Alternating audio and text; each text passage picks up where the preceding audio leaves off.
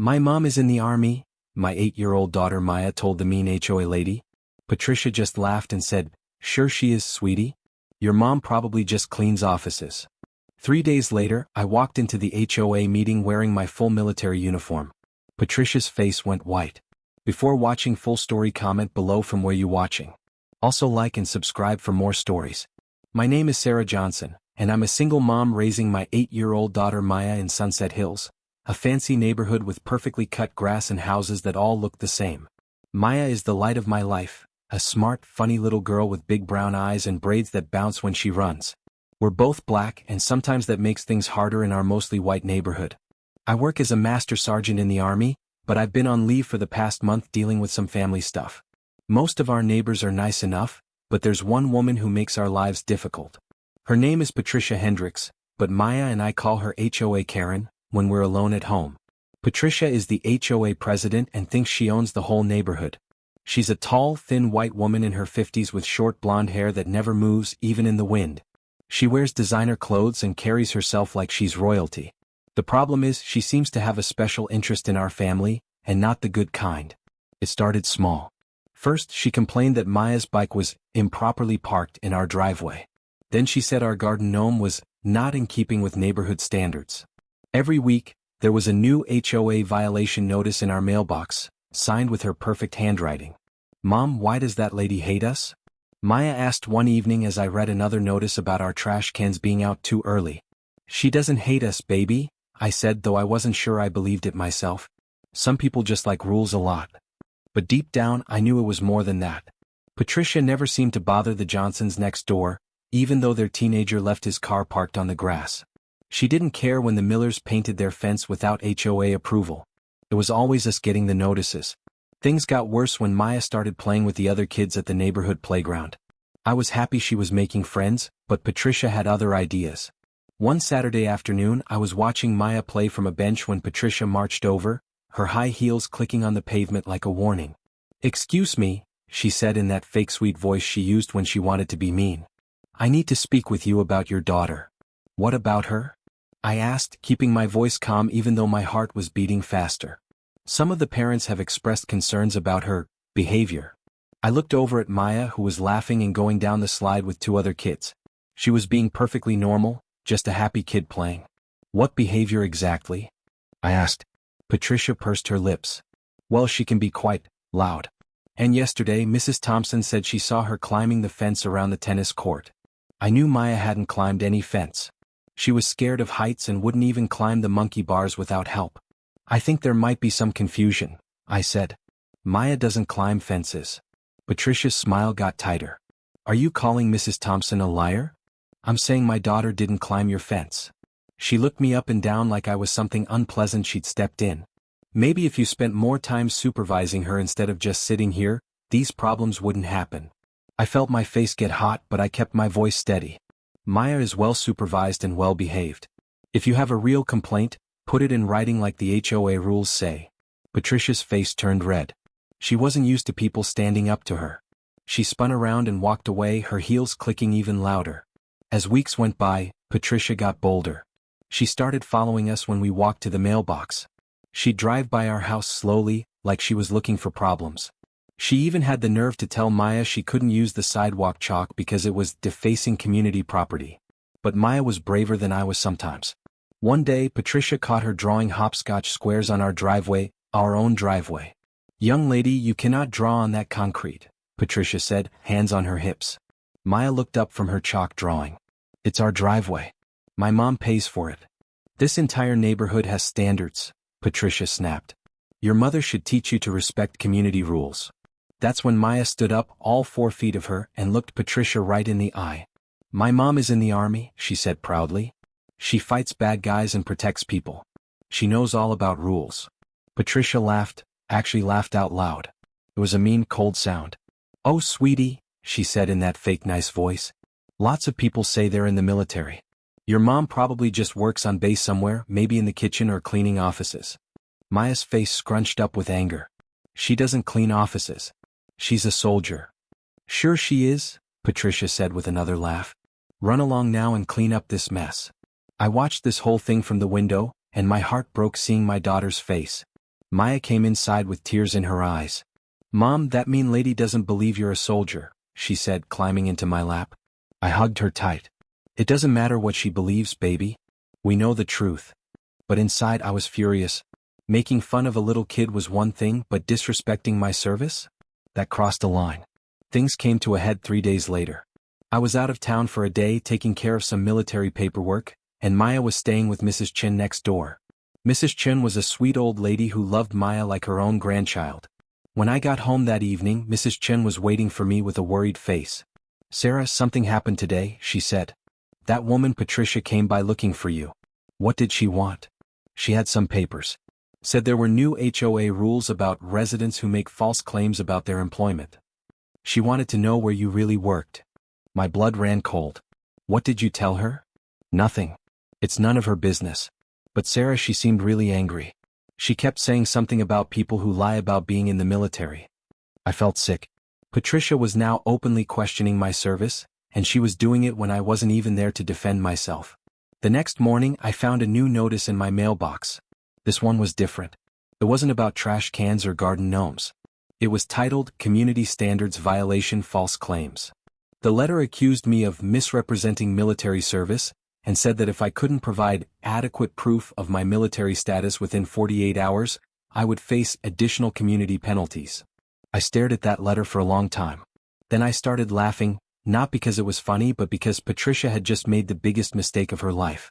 I spent the next day making some phone calls and arrangements. Then I got my dress uniform ready, the one with all the ribbons and patches that showed exactly who I was and what I'd earned. The next evening was the monthly HOA meeting. I usually skip these because they were just Patricia complaining about people's flower choices, but tonight was different. I walked into that community center wearing my full dress uniform. Combat boots polished to a mirror shine. Every ribbon and medal in its proper place. My Master Sergeant stripes clearly visible on my sleeves. The room went quiet when I walked in. People turned to stare and I heard someone whisper, "Oh my God." Patricia was at the front of the room, shuffling through papers. She looked up and saw me and her face went white as a sheet. Her mouth actually fell open. I walked to the front of the room with my back straight and my head high. When I spoke, I used my command voice, the one that made new recruits stand at attention. "Good evening," I said. "I'm Master Sergeant Sarah Johnson, United States Army.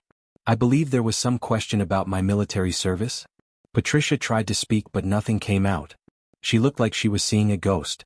"I have here," I continued, pulling out a folder, "my DD-214 which shows my 12 years of active service. I have my awards records including 2 Bronze Stars and a Purple Heart. I have letters of recommendation from my commanding officers. Would you like to see them?" The room was so quiet you could hear people breathing. Patricia's face had gone from white to red to some color I didn't even have a name for. I, she stammered. "You what?" I asked, stepping closer. "You thought a black woman couldn't be a real soldier? You thought my daughter was lying when she said her mom serves her country?" People in the audience started murmuring. I saw Mrs. Chin in the back row, smiling and nodding. Patricia finally found her voice. I didn't mean." "You laughed," I said, my voice getting harder. "You laughed at my daughter when she told you her mother was in the army. You called her a liar. You questioned my service in writing and threatened me with penalties." I pulled out the HOA violation notice and held it up for everyone to see. "This letter accuses me of false claims about my military service. Would you like to explain to everyone here what gave you the authority to question a service member's record?"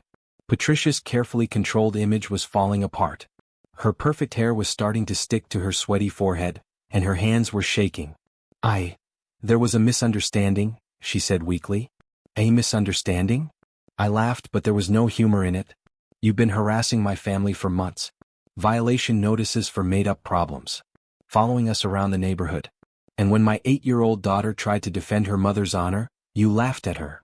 The room was getting uncomfortable. People were shifting in their seats and looking at Patricia like they were seeing her for the first time. "Ma'am," said Mr. Rodriguez from the 3rd row, "I think maybe you owe Sergeant Johnson an apology." "Master Sergeant," I corrected. "And she owes my daughter an apology too." Patricia looked around the room desperately, like she was hoping someone would save her. But everyone was staring at her with expressions ranging from disappointment to disgust. "I'm sorry," she whispered. "I can't hear you," I said. "I'm sorry," she said louder. "I made a mistake." What kind of mistake? She looked down at her feet. I shouldn't have questioned your service. Or been mean to your daughter. What happened next surprised me. Mrs. Thompson, the same Mrs. Thompson who Patricia claims saw Maya climbing fences, stood up. Patricia, she said firmly, I need to tell everyone something. I never saw that little girl climb any fence. You asked me to say that and I should have spoken up before now. Other people started talking. Mr. Davis said Patricia had asked him to complain about our garden gnome. Mrs. Williams said she'd been pressured to sign a petition about our disruptive behavior. It turned out Patricia had been lying about most of the complaints against us. She'd been creating problems that didn't exist and bullying neighbors into backing her up. This is ridiculous, Patricia said, her voice getting shrill. I was just trying to maintain community standards. By lying about a veteran? Asked Mrs. Chin, standing up slowly with her cane. By making fun of a little girl? These are your community standards. The room erupted in angry voices. People were standing up, pointing at Patricia, talking over each other. Years of her bullying behavior were coming out all at once. The meeting lasted 2 more hours. By the time it was over, Patricia had been voted out as HOA president. The board also voted to remove all the bogus violation notices from our record and formally apologize to our family. But the best part came at the end. Mr. Martinez, who was elected as the new president, stood up with a big smile. I motion that we name the playground Maya's Place, in honor of Master Sergeant Johnson's daughter, who showed more courage standing up to a bully than most of us adults did. The vote was unanimous, except for Patricia, who had already stormed out. I walked home that night still in my uniform, feeling lighter than I had in months. Maya was waiting up for me even though it was past her bedtime. Mom, she ran to me as I came in the door. Mrs. Chin called and told me what happened. Did you really wear your soldier clothes? I sure did, baby. And did that mean lady say sorry? She did. Maya hugged me tight. I knew you were a real soldier. I told her so, but she wouldn't listen. You were very brave, I said, kneeling down to her level. You stood up for what was right, even when someone was being mean to you. Mrs. Chin says they're going to call the playground Maya's Place. Is that really true? It's really true. She danced around the living room, her braids bouncing with each spin. Wait till I tell everyone at school. I have my own playground. The next few weeks were like living in a different neighborhood. People who had been afraid to talk to us before started waving and saying hello. Kids who had avoided Maya at the playground began including her in their games. Patricia put her house up for sale 2 weeks later. I saw her loading boxes into a moving truck one morning and she saw me too. For a second I thought she might try to say something, but she just looked down and kept loading boxes. Maya watched from the window. Is the mean lady going away, Mom? Looks like it. Good, Maya said matter-of-factly. Maybe now she can learn to be nice somewhere else. I laughed. Sometimes kids have the best way of looking at things. 3 months later, our neighborhood was a completely different place. The new HOA board focused on actual community improvements instead of harassing residents. They organized family movie nights in the park and started a community garden where kids could learn to grow vegetables. Maya loved the community garden. She planted tomatoes and carrots and checked on them every day after school. Mrs. Chin taught her how to make the soil just right, and Mr. Rodriguez showed her how to tell when the vegetables were ready to pick. The playground, now officially called Maya's Place with a real sign and everything, became the heart of the neighborhood. Kids played there every day and parents actually talked to each other instead of avoiding eye contact. Maya made friends with kids from all over the neighborhood. There was Tommy, whose dad worked at the bank. Sarah, whose mom was a teacher. Marcus, whose parents owned a restaurant downtown. They didn't care about the color of each other's skin or what their parents did for work. They just cared about having fun together. One evening Maya and I were sitting on our front porch watching the sunset. She was drawing in her sketchbook while I read a book. Mom, she said, not looking up from her drawing. Why was that lady so mean to us? I thought about how to answer. Maya was only 8, but she'd been through a lot and deserved an honest response. Sometimes people are afraid of things they don't understand, I said. And sometimes people think being mean to others will make them feel more important. That's silly, Maya said. Being mean just makes everyone sad. You're absolutely right, baby. She kept drawing for a minute, then looked up at me. Are you glad you wore your soldier clothes to that meeting? I am. Sometimes people need to see the truth with their own eyes.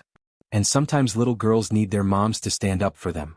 I looked at my daughter, really looked at her. When had she gotten so wise? You know what, Maya?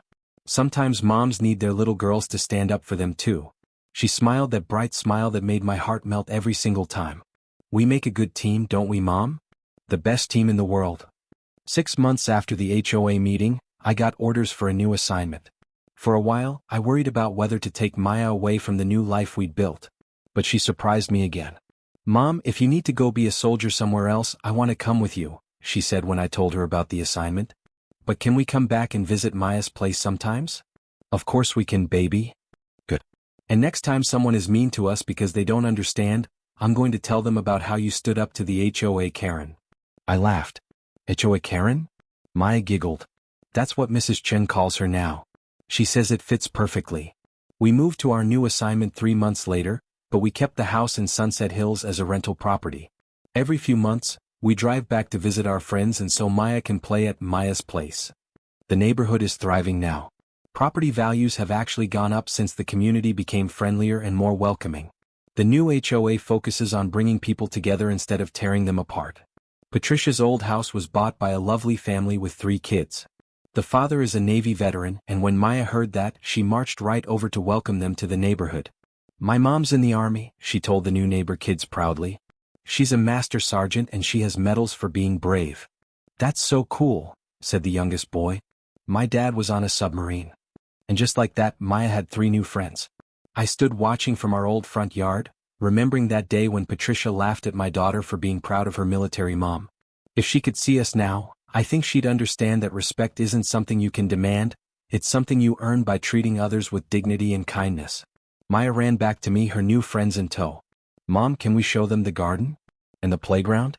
And tell them about how you wore your soldier uniform to the meeting? Sure, baby. But remember, the most important thing isn't that I wore the uniform. It's that we never stopped standing up for what was right. Maya nodded seriously, then broke into a grin. Come on, guys. Let me show you around MY Playground. As I watched my daughter lead her new friends toward Maya's place, I felt that familiar pride swell in my chest. Not just pride in my military service, but pride in raising a daughter who learned that courage isn't about being the biggest or the loudest. It's about standing up for what's right, even when you're small, even when someone tries to make you feel like you don't belong. And in the end, that's the most important lesson of all.